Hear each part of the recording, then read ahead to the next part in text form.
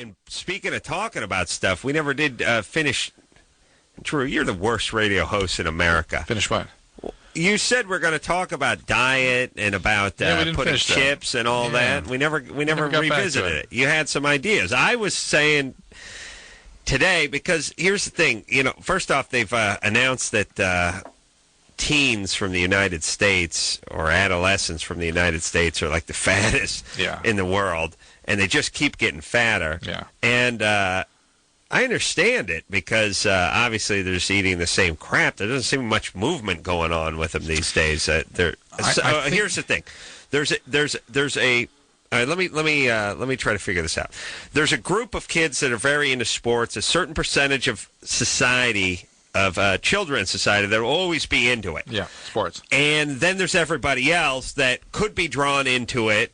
And then there's a small percentage that'll never be into it, and then there's everyone else. We'll get them in with the President's Council. Oh, sure. We'll see how many pull-ups and sit-ups they can do. That'll nonsense. Listen, then there's the other 60% of everyone that could be sucked in if it was good enough. But if they got an Xbox and a bag of Cheetos and no one's putting any pressure on them, they're staying home and they'll get their. But okay, here's what I'm saying. Yeah. There's a certain amount of competition, aggression. Speaking mainly for boys here, but women too, and basically almost conflict the kids need. Kids need outlets. Boys need to blow off that steam. Even again, male chimpanzees do that in systems. Right now, if you have a video game in which they can achieve all of this and never leave the house, it'll be satiated. That's an interesting theory. I don't know if that's true, but let's go with it. Let's go with it. Okay. No, because you have... Theoretically, it's a different neurological condition when your muscles are moving and things as opposed to a virtual experience. But okay, let's keep going. But kids will still have the, I beat you. Yeah, look who's number one. I mean, the most calories they burn is celebrating their mock wrestling victory that took place in their Xbox or whatever, football, whatever. There's even golf video games to me, which is like really isn't how much more you got to slow that sport down? Virtual golf? Okay. So, this is all being satiated to a certain degree, and that I'm a competitive guy. I'm in my underpants, fat as a pig. I never leave the living room, but I do nothing but compete against my last score, compete against online. Get all out of my system, never have to leave the house. All right, I think that's one of the problems. There's many factors coming in. There's no doubt about it. Another piece is the portion size we eat. When Europeans come and see the portions at the Waffle Houses, they're flipped out. There's not a European alive that goes to a Waffle House. The point is that I remember when I was in Holland when I was traveling around in medical school, I said, "Hey, can I have a ham and cheese omelet?" They're like, "Ham and cheese in the same?" Yeah. I know. Two eggs? Like, what? You see the Pizza Hut commercials. It's like this pizza. This has bacon, Canadian bacon, ham, and we're putting cheese in the crust. There's not enough calories and fat here. We're actually injecting the Canadian bacon with cheese. Yeah. I mean, literally, they go, "This is the monster pizza. Yeah. It has a whole onion." Cabbage, a turnip, a pig is on this, a cow. Yeah. It's got hamburger meat sprinkled on it. I mean, it's like they show the thing. It's like it's 70 pounds, and then in the crust is filled with liquid margarine. It's like, really? Yeah. Like, should a pizza weigh more than the car that's delivering it? And those things stimulate further hormonal sort of changes in our brain and between our brain and our stomach that stimulate more appetite and need for more food. Yeah. And then once we achieve that weight, our body tends to try to stay there.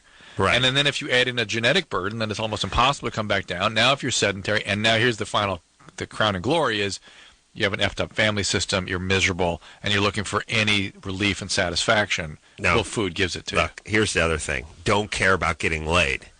See, when you're 9... you don't care if you're fat, like but 9-year-olds really don't get. It's the 13 to 15-year-olds. Well, first off, there's plenty of fatty 9 and 10-year-olds these days. But here's what I'm saying. Here's what keeps most adults in line. No one's going to F me. I'm not going to be effable. But the moment you are, except for by black guys, I will not have. Well, they like big women. It's documented, Drew. Cannot lie. Cannot lie. Here's the thing. What keeps you in line is how you appear to the opposite sex. Mm-hmm. I mean, when you're in high school and you got a boner all day and you're horny and you're looking at yourself in the mirror with your shirt off and you're going, oh, Christ, I'll never get laid. This is a serious incentive to go hit the weights or go jog around the track.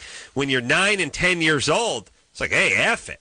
I got my Xbox. I got my fruit roll-up. I got my Carl's Jr. I don't give a rat's and I have ass. Nothing else. I don't have family. I'm not alone. I'm unhappy. Even if I do, I don't care. I may have been traumatized. I hope can't no regulate. one wants to screw me. I don't care about screwing anybody else. But and who cares what I look like? We talk to trauma survivors all night long here.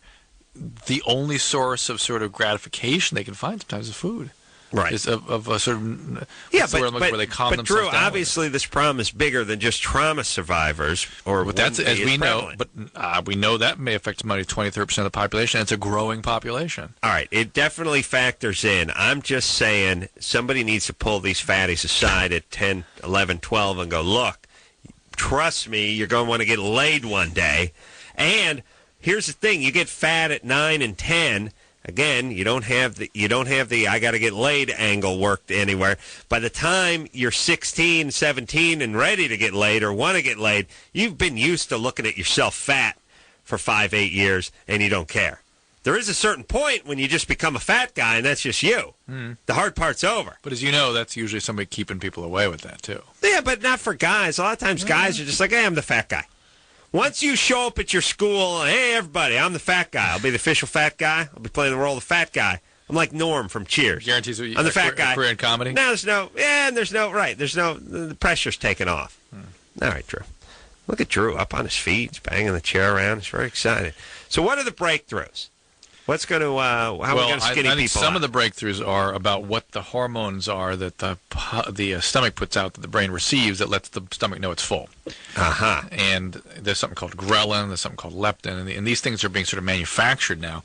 And there are people that have abnormalities in the function of those hormonal systems, and they never feel full. And guess what? They weigh 400 pounds. Yeah. They can't stop eating. They have to go into homes where they structure the environment for them to keep them from eating because they eat themselves to death. We can put a hoppity horse on Mars, but we can't regulate people's eating. That's what I'm talking about. All right.